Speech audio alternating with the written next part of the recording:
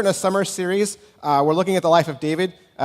David, we've been saying, is a man after God's own heart. Last week, we were in 1 Samuel 16, and so that means we're going to be in 1 Samuel 17. And this is perhaps David's most famous interaction. It's his most well-known story, and it's where anyone who knows anything about King David, this is where they know it from. It's David and Goliath, right? This is a really popular Sunday school story, and when my son Declan was first growing up, and he was just learning how to talk, we have video footage of him reading the story to me, only from memory, though, because he can't read. But he knew all the words, because it was a story that he just knew by heart. And so we typically teach the story, though, as inspiration. Right? It's inspirational, it's motivational. It's a story that says you can take on the giants of your life, right? And when you have a football team that's paired up, or maybe a boxing match, it says, we talk about it when two people are unevenly matched. We say it's a David and Goliath story, or we say it's a root for the underdog story. And so certainly this is a good lesson that we can take away from it. Today I would just want to take a different aspect to it, and maybe approach it from a different way, and look at it as a way to talk about courage, okay? I said last week that this was going to be a manly testosterone series, and I think if asked, thank you for laughing. I think if asked, it's just scattering around the room as more people get it. Oh, he put a meme up there. All right, but courage is an attractive trait for men, okay? It's an attractive male trait. And I think when other men are worried about their hair or muscles or bright teeth or designer clothes, most women would tell you that they're probably just as attracted to courage and bravery as they are to any of those other things. And some men, what they do is they mistake brashness or foolishness for courage. You saying, hey, watch this, and you jump off the roof, that's not courage, okay? That's foolishness. If you said, I'm going to enter the Pamplona running of the bulls this year, that's great, but that's not courage, okay? Masculine courage, manly courage, real courage is not you jumping into harm's way for sport or doing it to impress somebody. That's not courage. Real courage is something deeper than that. It's broader than that, and there's just more to it. And the Bible is full of examples of people that exhibit real courage. People like Esther and Joshua, Gideon, Moses, Noah, even the younger people like Shadrach, Meshach, and Abednego. These men and women, they have opportunities to bring change, and in all those stories, they have this trait in common. They are courageous, and they faced the trial that was ahead of them. And so, like I said, we're drawn to courage. We're drawn to real courage. It's attractive to us. Why? Because we are fearful people. Naturally, fear is what comes naturally to us, because we want to live. Right? So if something bad was happening, or if there was something that would jeopardize your life, we would run away from that. We want to protect our life. We kind of like our life. And so we'll do everything we can to preserve our life. And risk is unattractive. So we run away from risk. But people who run towards that, they are the ones that are courageous. Chapman University, they did a study on what Americans are most fearful of, and so this is some of the things they come up with. Safety in different places. Obviously, we're all afraid of being in some place that doesn't feel safe. Anxiety about our future, so you're worried about tomorrow, you're worried about illness, you're worried about a job, you're worried about something like that. We have our personal anxiety. We're all afraid of clowns, right, in this room, everyone? No? Spiders, maybe, bugs? Okay, some of you. Blood. I don't know why blood's up there. Tight spaces, claustrophobic. Criminal victimization, of course. We're always afraid of murder and being mugged and having people steal from us. And then we have all the internet-related fears that are now apparent that we didn't have, years and years ago. But notice that in all of these things, there's fear around something that you're holding on to, right? In all of these things, you could lose something. I mean, in an internet fear, you lose your identity, right? You can lose your identity. You can have your illness will take something away from you. Losing your job would take something away from you. There's things that we value, we hold on to them, and we're afraid of letting them go, and those become a way that we feel victimized. We love it so much, we're afraid to lose it. And so in the David and Goliath story, I wanted to perhaps address courage, but not just simply the courage that David has to face, Goliath, who's mission impossible, but to say that, David would have had that same courage even if there was an army of Goliaths, because David had something that was even deeper than that. So our story starts in 1 Samuel 17, and we'll start at verse 1. It says, "Now the Philistines gathered their armies for battle, and they were gathered at Sokoth, which belongs to Judah, and encamped between Sokoth and Azekah and Ephesdabim. And Saul and the men of Israel were gathered and encamped in the valley of Elah, and drew up in line of battle against the Philistines. And the Philistines stood on the mountain on the other side, and Israel stood on the mountain on the other, with a valley in between them." So King Saul and his army, they're about 15 miles west of Bethlehem. They're actually near the Philistine border, and both armies are on a mountain, and there's a valley in the middle, which is crucial. This is war strategy. As long as you have the high road, you have the advantage. So the first army to make their way down into the valley is going to lose their advantage. So naturally, you have a standstill. Both armies, neither one of them wants to move. Verse 4, "And there came up out of the camp of the Philistines a champion named Goliath of Gath, whose height was 6 cubits and a span.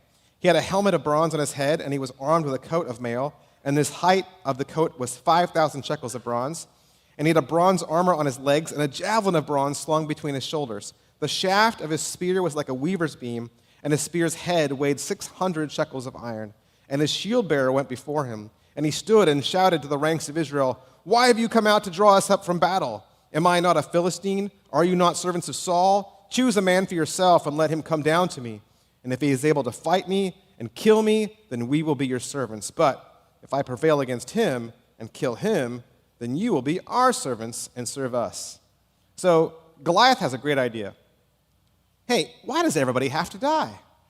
Tell you what, we'll just send our best guy, you send your best guy, and we'll fight, and then whoever wins, wins, and we'll just call it a day. That's a really great idea. That's pretty good. Especially if your team has the biggest and strongest guy, right? And so in this calling out, who should go over from Israel's side? Who should go? Saul, right? He's the king. Saul's the king. Last week we said that he was tall, that he looked like a king, he was muscular. We read that he was a foot taller than every other guy. So if he's already tall and buff and big and strong, he should be the guy that goes. I mean, not to mention the fact that he's the king, right? He should lead by example. He should fight for his army, but he's a guy like anybody else, and so he's afraid of losing his life. He naturally would want to self-preserve, and so King Saul doesn't go forward. In verse 10, it says, "The Philistine said, 'I defy the ranks of Israel this day. Give me a man that we may fight together.' And when Saul and all Israel heard these words of the Philistine, they were dismayed and greatly afraid." In verse 24, if you jump down, it says, "All the men of Israel, when they saw the man, fled from him and were much afraid." So what King Saul models as king, as leader, his men pick up on. He's afraid. He's hiding in his tent. And so that only makes his men afraid too. So here's where David comes in. Verse 12. "Now David was the son of an Ephraimite of Bethlehem in Judah named Jesse, who had 8 sons. And in the days of Saul, the man was already old and advanced in years," his dad. "The 3 oldest sons of Jesse had followed Saul to battle, and the names of these 3 sons who went to battle were Eliab, the firstborn, and the next to him, Abinadab, and the third, Shemaiah. David was the youngest. The 3 eldest followed Saul, but David went back and forth from Saul to feed his father's sheep at Bethlehem. And so for 40 days, the Philistine came forward and took a stand morning and evening." So over a month. This is going on for over a month. These 2 armies are just sitting there while Goliath comes out every day and taunts and yells and shouts, and nobody moves. Jesse, the dad, says to David, his son, "Take for your brothers an ephah of this parched grain and these 10 loaves, and carry them quickly to the camp to your brothers. Also take these 10 cheeses to the commander of their 1,000, and see if your brothers are well, and bring some token from them." So once again, David's brothers doing manly stuff, David watching sheep, babysitter. This is David's job, okay? And he's left behind again. Why? Well, for one, David's too young. He's too young to be a soldier. He's too young to serve, okay? So he has to continue to stay at home and do the family thing.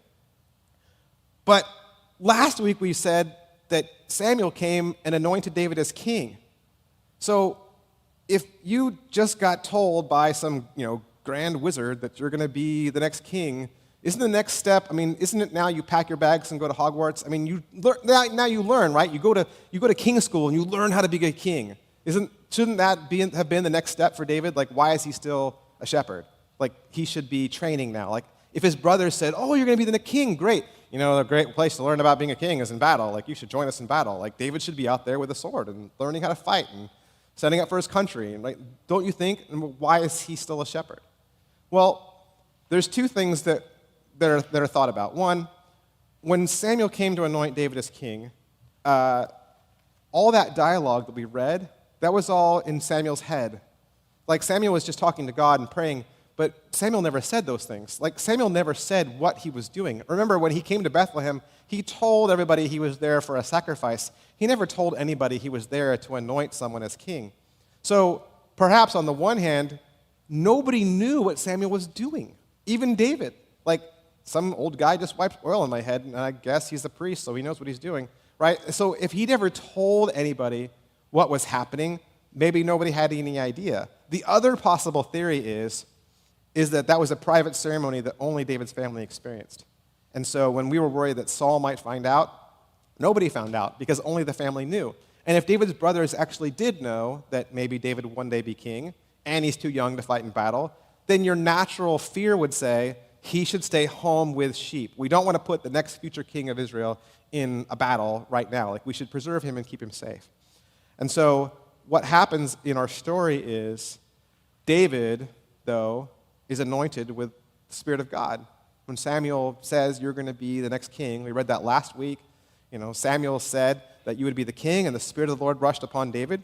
And then the verse says, when the Spirit rushed upon David, the next verse says that it left Saul. The Spirit of God left Saul. It enters David and leaves Saul. And so for the rest of our story through David's life, it'll be this journey about how one of them rises and one of them falls.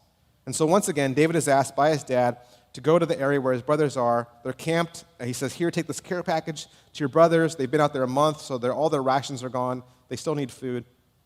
David arrives at camp, and this is what happens in verse 22. David left the things in charge of the keeper of the baggage and ran to the ranks and went to greet his brothers. And he talked with them, and behold, the champion, the Philistine of Gath, Goliath by name, came up out of the ranks of the Philistines and spoke the same words as before, and David heard them. All the men of Israel, when they saw the man, fled from him, and they were much afraid. And the men of Israel said, have you seen this man who's come up? Surely he has come to defy Israel, and the king will enrich the man who kills him with great riches, and give him his daughter, and make his father's house free in Israel. And David said to the men who stood by him, what shall be done for the man who kills this Philistine and takes away the reproach of Israel? For who is this uncircumcised Philistine that he should defy the armies of the living God? And the people answered him in the same way, so shall it be for the one who kills him. So David walks into camp, and sure enough, just as he gets there, Goliath comes out and he shouts his tirade, and David hears it. David hears all these brash insults. What would you do? I mean, suppose you walked into that situation and someone's shouting insults at your family or your country or your neighborhood or your school. What would you do? Like, how would you then respond back? I guess it would depend on your temperament, like what your personality was like. Maybe it would depend on your training, like, what your past has been like, so maybe how I'll approach this now. But what you're going to see is David doesn't so much rely on any of that kind of stuff. David's reaction is based on something else. David's reaction is based on something deeper. In verse 31, it says, when the words that David spoke were heard, the men repeated them before Saul. So they took David's words to the king, and the king sent for him. And David said to Saul, let no man's heart fail because of him, Goliath. Your servant will go and fight that Philistine. And Saul said to David, you are not able to fight the Philistine. You are but a youth, and he has been a man in war from his youth. David said to Saul, your servant used to keep sheep for his father, and when there came a lion or a bear, they took the lamb from thy flock. I went after him and struck him and delivered it out of its mouth. And if he rose against me, I caught him by his beard and struck him and killed him. And your servant has struck down both lions and bears, and this uncircumcised Philistine will be like one of them. He has defied the armies of the living God. And David said, the Lord who delivered me from the paw of the lion and the paw of the bear will deliver me from the hand of this Philistine. And Saul said to David, go, and the Lord be with you. See, David has courage, yes, but he has one additional thing. He has something natural, yes, but he has something supernatural. David has the Spirit of the Lord with him. See, and a lot of people forget in the David and Goliath story where it falls in line. Some people think the David and Goliath story is the first story that we have in Scriptures, but it's not. First, David is anointed as king. First, David receives the Spirit of God. And then comes the story of David and Goliath. So David and Goliath is not the story about just conquering your giants on your own. It's about conquering your giants with God. Our response to the challenges that life throws at us have to be based on the relationship that we already have with God. If you're walking in a personal relationship with God, then how you handle those challenges, how you handle those fearful things that come your way, it's all gauged by your relationship that you already have with God. David and Goliath, they have two totally different views about what courage is. Goliath's view is pretty much just like the world's view of courage. Goliath trusts his armor, he trusts his strength, he trusts his boldness. You know, some guys, they just know that if they're the loudest voice in the room, people will listen to them. They just know that if I'm the loudest, most cockiest person in the room, I will get respect. People will listen to me and they will do what I say. And that's what's happening. David is drawing his courage, though, from someplace else. He's not drawing it from himself. David had relied on God his whole life. And so now it's just second nature. Now he's just automatically in that zone. I'm going to trust God to overcome everything, even this giant. So David is not like everybody else. That's what's setting him apart. David is not like everybody else. David would one day be king of Israel, yes, but that time of his life, that's not even on his mind right now. He's not thinking about that. He's not thinking, well, one day I'm going to be king, so I should go out. That's not even what he's thinking about. He's just this young kid who's got the courage to trust God. David said to the men who stood by him, "What shall be done for this man who kills the Philistine?" What do I get, right? He's not wringing his hands like all the other soldiers and go, "Oh no, there's a big giant out." He's not doing that. He's actually really, this whole attitude is just smacks with youth and with courage. He just walks forward and he goes, "Yeah, what do I get if I kill this guy?" Right? That's what he says. "Hey, what do I get if I kill him? I mean, you guys are all afraid, but, you know, what's in it? What do I get?" He said, "Oh, you get riches, you get the king's daughter, and your family gets to be free in Israel." And he's like, "Cool."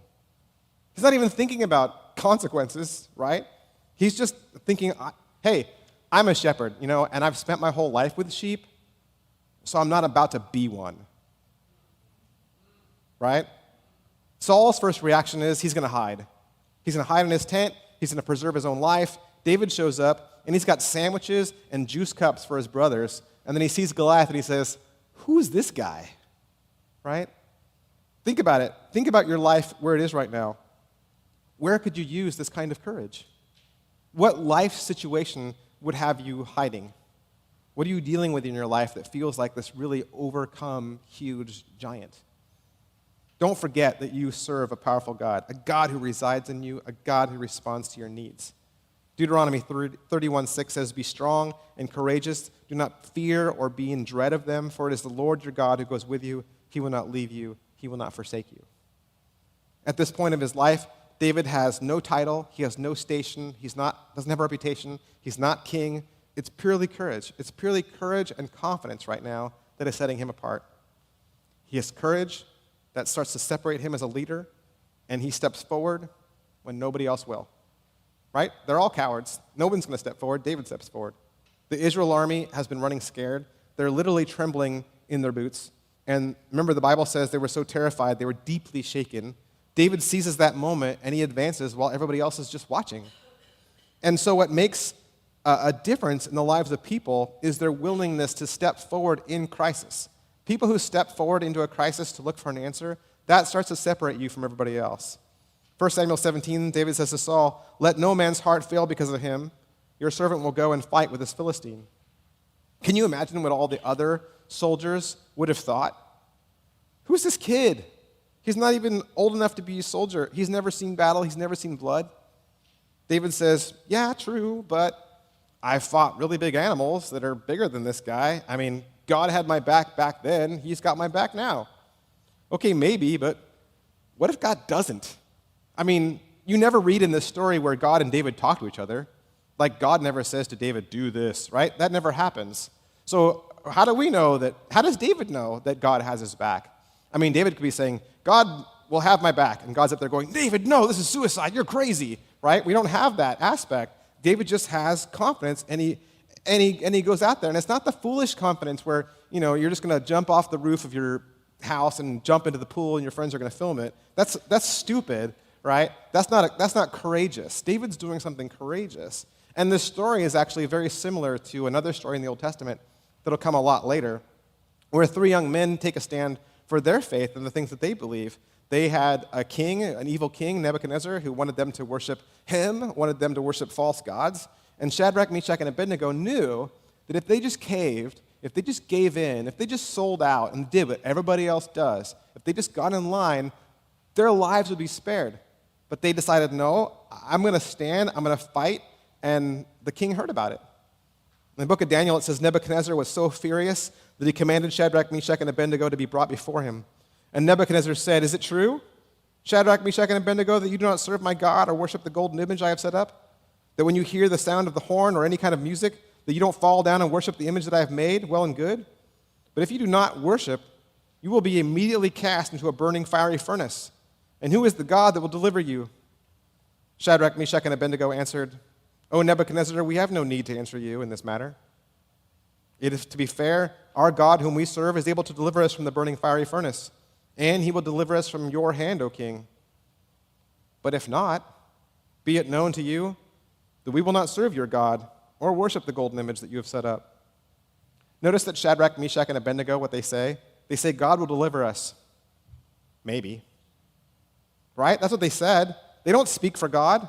They don't presume to know what God's going to do like David does. They say, God will deliver us. But you know what? Even if he doesn't, it doesn't matter. We still not going to do what you ask. So that's courage.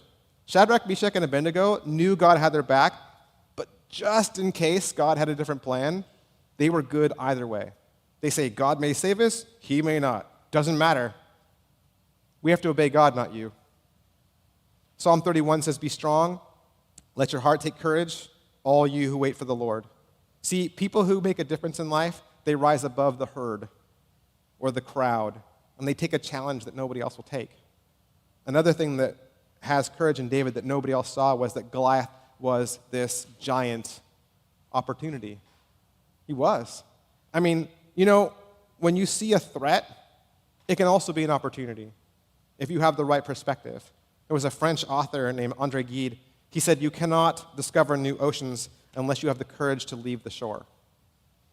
King Saul said the champion would receive riches, his daughter, freedom, and David gets all of that. David gets all of that, but he gets something else. He gets notoriety. He gets legend. He gets fame. And that is priceless in every era.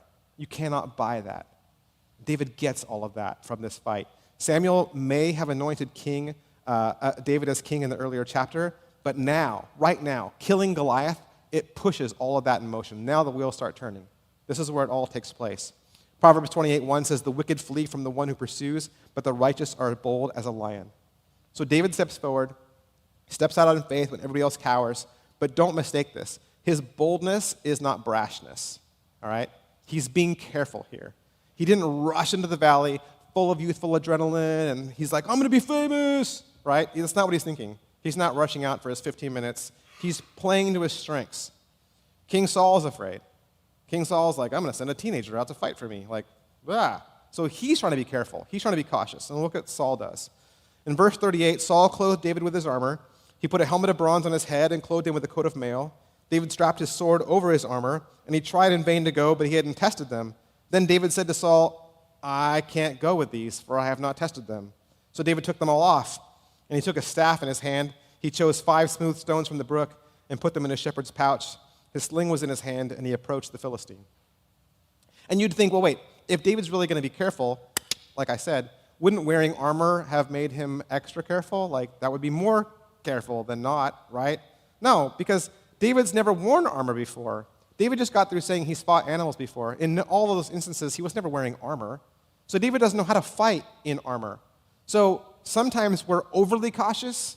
You're going to approach something that you've never experienced, and you're like, well, I'm going to extra prepare. I'm going to overly think this. And David says, no, I'm going to do this and handle this the way I've always handled things in the past. Like God's always had my back. I've always done things the same way. This is what God's preparing me for. So David lays down all the weapons of a soldier, and he just picks up the weapons of the shepherd. He picks up his staff, and he picks up his sling.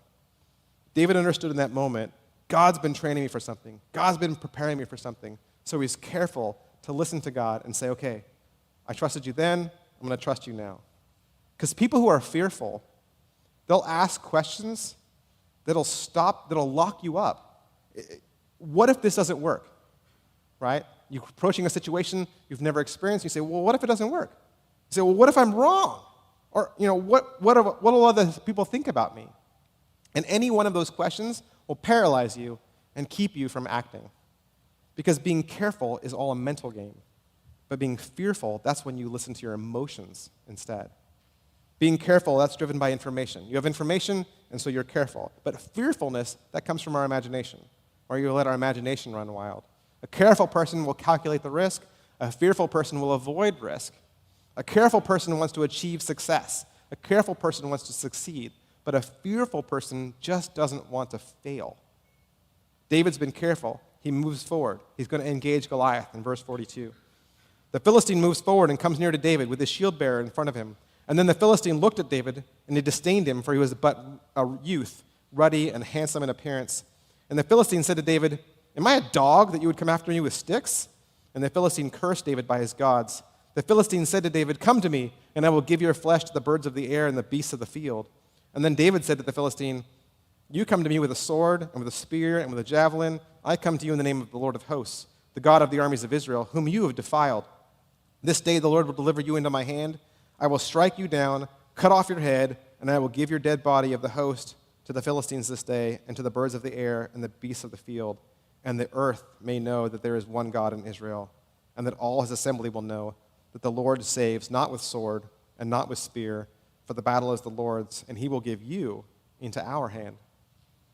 I said earlier that Goliath represents a world's view of courage. Okay? Just believe in yourself. Throw your weight around. Go with gusto. You can do it. I'm good enough, smart enough, and gosh darn it, people like me. That's the courage that comes from self. And Goliath has a ton of reasons to be courageous. He does. Look at all the rich detail we get in the Bible about Goliath. Goliath's 9 feet tall. He's covered in bronze armor.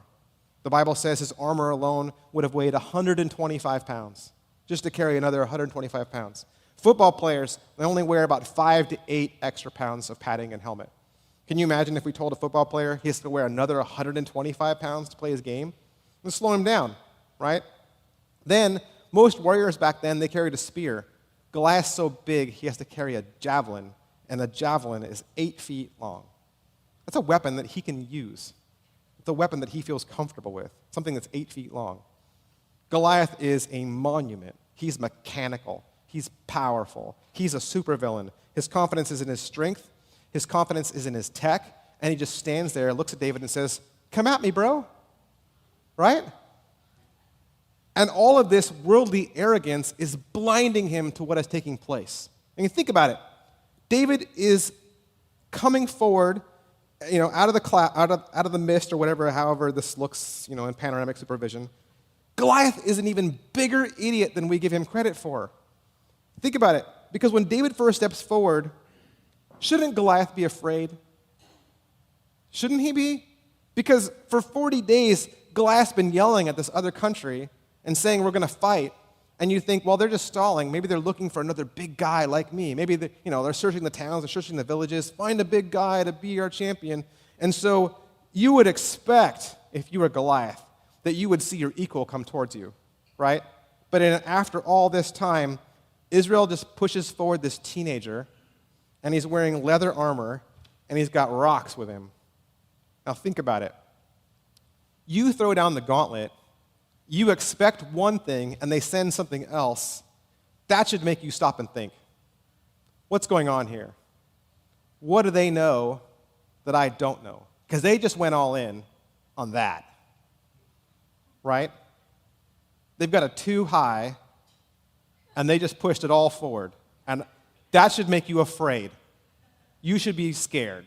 You should be thinking, because when you see a wooden horse rolling towards you, that's when you stop and ask questions. You don't just say, hey, okay, come on in, right?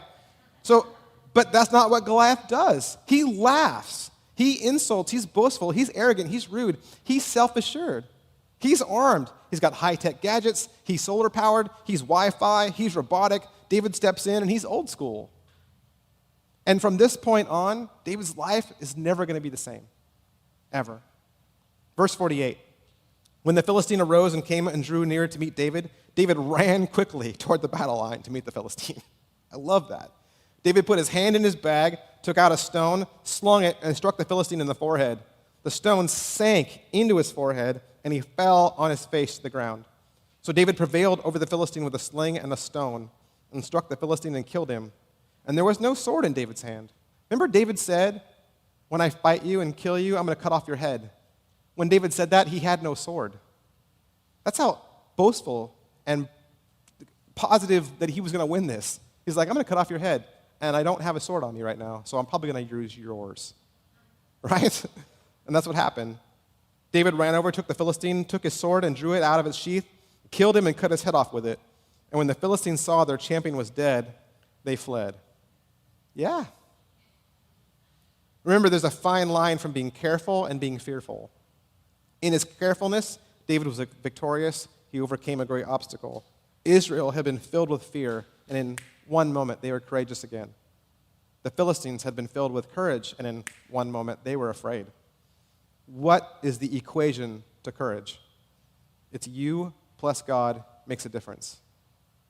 You plus God makes the biggest difference in your life, and it's going to completely change the way your life is going. The Spirit of the Lord is courage. Courage to take on the challenges of life. Courage to do the right thing, no matter what the cost. Because the bottom line is, David doesn't have unobtainable courage. All right? Don't think that you can't be like David. You can have this too. His courage comes from his character based on his walk with God. 2 Timothy 1 says, God gave us a spirit of fear, not a spirit of fear, but of power and love and self-control. And remember, this whole time we've been saying that David's life mirrors Jesus. It's parallel. And there used to be a book way back when I found this, and I just thought it was so funny. Back in 1843, there was a book that came out. It was called First Truths, Lessons for Christian Children. And in the book, it says, all children must be mild, obedient, and good as Jesus. We do that a lot in church, don't we? Or in picture. We make Jesus out to be demure and mild. But was Jesus a man who sat back and let life happen to him? Or was Jesus a man of courage? How quickly did Jesus jump into debates with religious people? How quickly did he fight against hypocrisy? How often did Jesus run away from an angry mob? No, he walked through them, didn't he? How was Jesus known by the people who tried to keep the peace? Was he a good citizen? Or was he dangerous? Was Jesus on the city council? Or was his face on wanted posters? When Jesus was warned that the road he was on was going to lead to more trial and more hardships and more death, did Jesus stop and say, well, I'll just take a different road then. I'll just go a different way? No, he kept walking that road. Jesus was anything but mild. Mild? What a word to use for a life that has influenced and shaped the world for centuries, and whose life and whose name we still yet have not exhausted. Jesus may have been selfless, he may have been humble, he may have been devoted to justice, but he was never mild. And you know, in a story like this, I think we listen to it, and perhaps we have this takeaway like, oh, I can be more courageous like David. That's a good takeaway. But let's also consider just one other thing. There are times when we can be Goliath, right? How often do we think we know what's going on? We just confidently approach a situation and we rely on ourselves. We come at it with our strength, we come at it with our gadgets, we come at it with our ability, rather than relying on God's Spirit. How often are we the loudest voice in the room when we should be listening? How often are we careful? Because there are giants to face in the world, that's very true. But sometimes we're the giant. Remember last week we said God cares more about your character than he does your comfort. So what are the battles that God is sending your way? And do you trust God to get you through those battles with his Spirit? Do you trust that God will deliver you? Don't look at the battles and giants of this life that God hates you, Oh, something's bad happening to me. God's testing me. Think about that God's growing you. God cares more about your character than he does your comfort. God wants you to face your fears. He wants you to shatter them. He wants you to see those fears for what they really are. He wants you to see him for who he really is. He wants to liberate you from all of that. He wants to be your champion. And if your life is cowering by something, if you feel defeated by Goliath, is it something even in you? It could be your temper, it could be bitterness, it could be your past, it could be addiction, it could be your fear of the future. All those things can be giants that we have to overcome. Stop allowing those things to dominate your life. Don't cower on one side of the valley. Act courageously. Think carefully. Seize the opportunity, and you too can watch those giants fall. Let's pray.